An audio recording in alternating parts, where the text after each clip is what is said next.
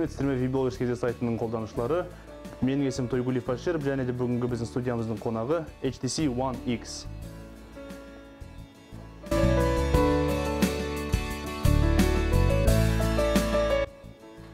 Ал енді HTC One X-тің қорабына келетін болсақ, міне қорабының өзі ерекше, бір пластиктен жасалған, және қорабының ішінде ақпарат кітапшалары, және зарядтаушы қондырғы, және USB,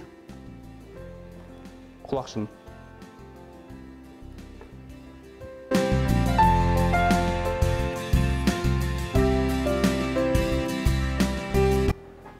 Ал енді HTC One X-ің сипаттамаларын айта кететін болсақ, оның сипаттамалары таңғалдырарлықтай 4 ядролы 1,5 ГГц-тік процессор орнатылған, және видеокартасы NVIDIA Tegra 3, және сыртқы келбетіне қарасаңыздар диагоналі 4,7 дюйм. Ал мен сол жақ бөлігінде USB-ге және HDMI-ға арналған ұяшық, үстіңгі бөлігінде мені блоктан шығаруға арналған батырма және құлақшынға арналған ұяшық. Оң жақ бөлігінде дауысын азайтуға немесе көтеруге арналған батырмалары бар. Ал енді астыңғы бөлігіне қарайтын болсақ, астыңғы бөлігінде сөйлескенге арналған тек қана микрофон ғана бар, басқа артық нәрсе жоқ.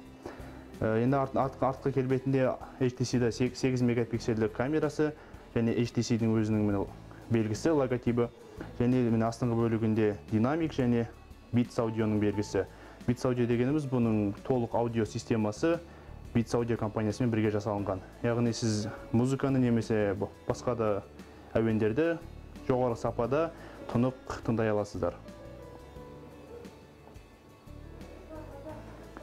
HTC One X-тің дизайны өте жақсы жасалынған екен. Қалыңдығына қарайтын болсаңыз 8,9 мм және салмағы өте жеңіл, 130 грамм болып табылады. Ал енді ішкі бөлігін қарайық, енді оған кіру үшін үстіңгі бөлігіндегі батырманы бассаңыз қосылады. Блоктан шығару үшін жылжытып алып қойасыздар. Енді бұда орнатылған операциялық жүйесі Android 4.0 Ice Cream Sandwich. Ол Android-тың ең соңғы версиясы, ол өте керемет, өте әдемі жасалған ішкі келбетінің барлығы.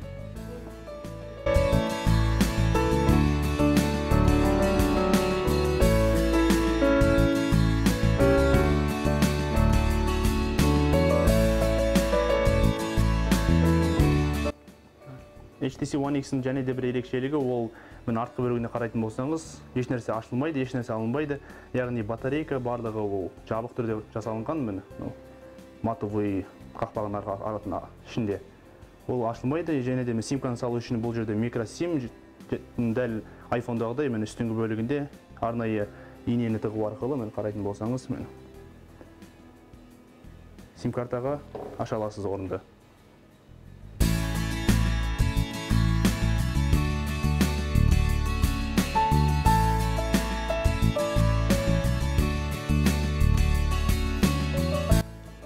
Біздің қолымыздағы HTC One X-те орнатылған жады 32 гигабайт, озу 1 гигабайт, және де дисплейінің әйнегіне қарайтын болсаңыз, ол Gorilla Glass 2, яғни шегемен немесе басқа да заттармен сыратын болсаңыздар сырылмайды бұл.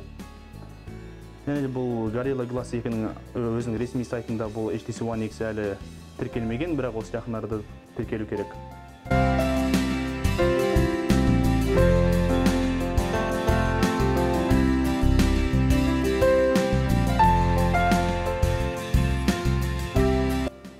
Ал енді HTC One X-тің камерасы туралы айта кетейік. Камерасына кіріп көрейік.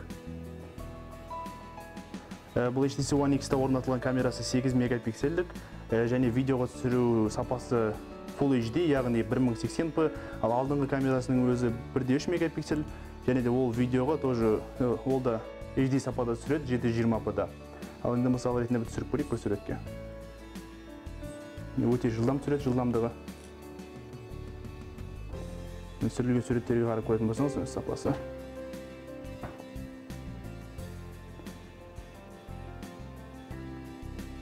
Сапасы да төмен емес, өте жоғары. Ал енді видеоға түсіріп көретін болсаңыз, видеоға арналған арнайы батырмасын басып, ректі бассаңыз, видеоға түсіріп бастайды.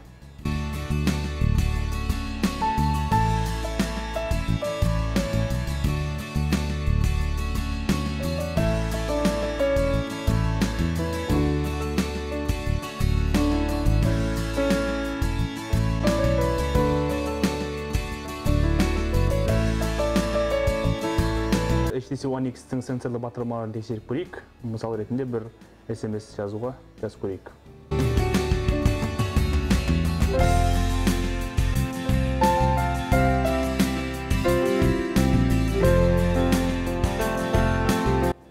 Сенсорлы батырмалардың қабылдау жылдамдығы өте тез, және кез келген сіз сөз жазатын болсаңыздар, қандай сөз екенін толықтан көрсетіп тұрады.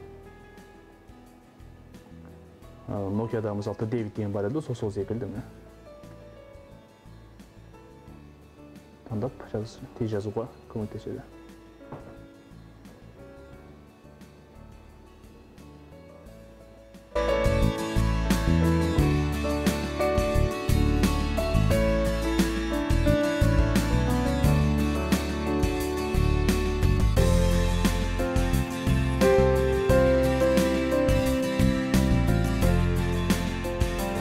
Ал енді Beats аудиоға арналған аудио системасын тексеріп көрейік. Тексеру үшін мен музыка әуендер тізіміне кірдім. Мен біреуін таңдап көрейік.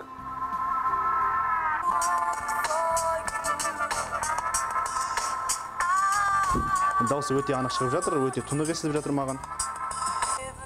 Құлақшынмен тыңдасаңыздар, одан да жақсы әсер ететін шығар. Ол жағын әлі тексеріп көрмедік.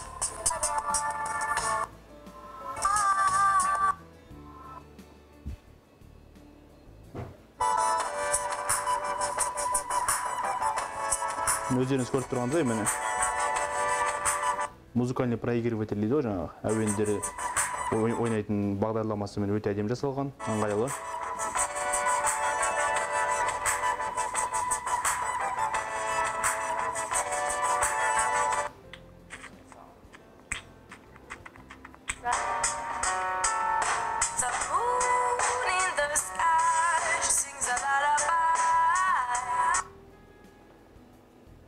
HTC One X өте керемет смартфон, және біздің Қазақстандағы қазіргі орташа бағасы дәл бүгінге 130 мың теңге болып табылады.